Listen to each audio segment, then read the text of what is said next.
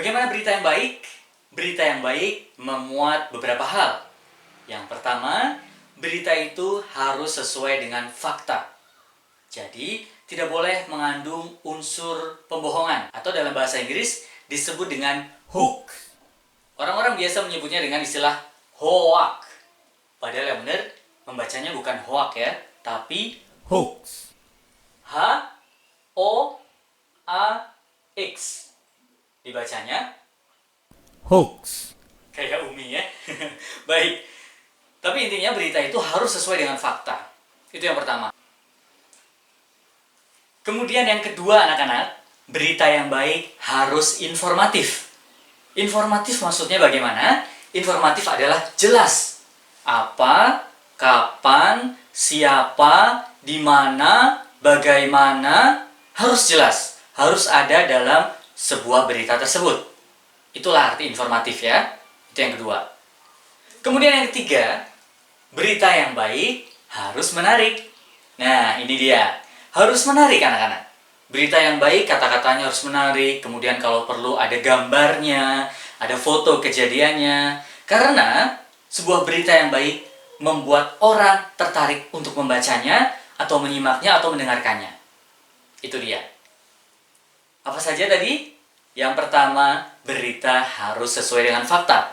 Tidak boleh hoax. Kemudian yang kedua, berita harus informatif dan jelas.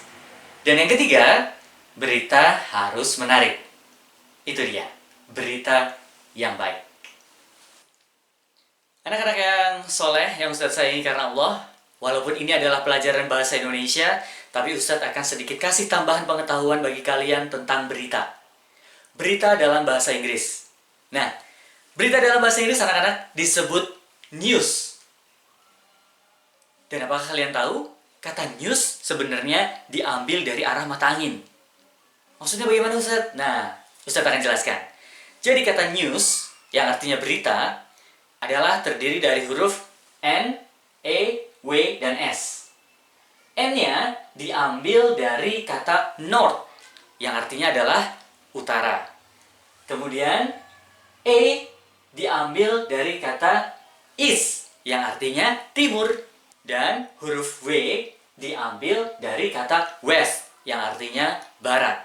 Sedangkan huruf S diambil dari kata south, atau yang artinya selatan.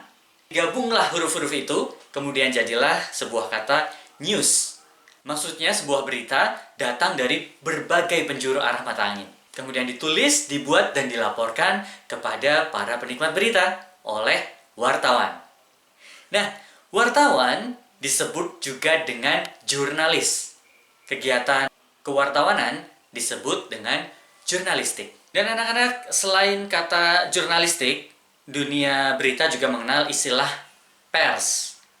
Pers sebenarnya berasal dari kata press, di mana zaman dahulu orang membaca berita hanya melalui koran, di mana cara membuat koran yaitu dicetak dengan dipres.